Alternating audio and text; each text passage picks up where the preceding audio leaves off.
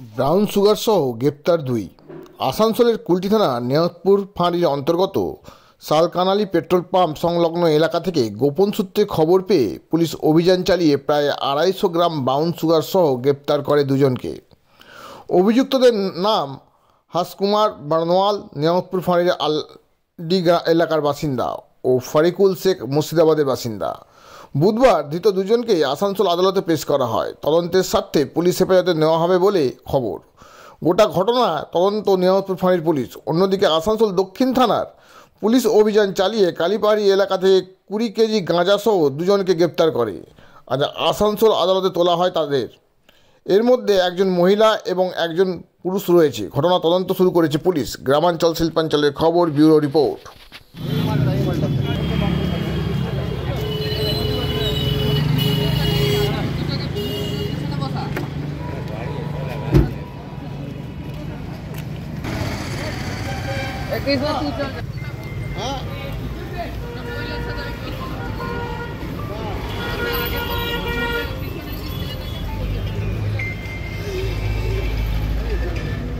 बोलो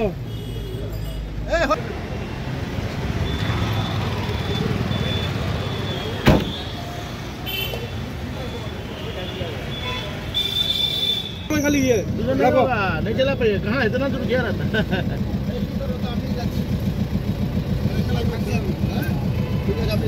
अरे तो गाड़ी तो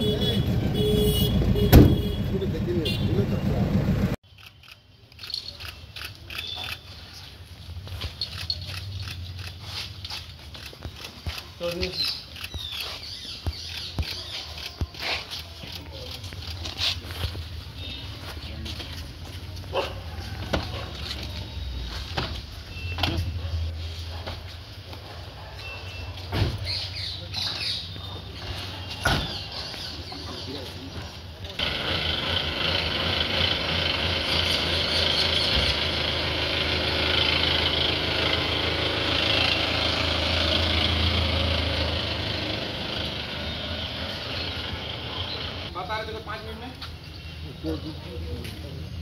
ठीक ठीक ठीक।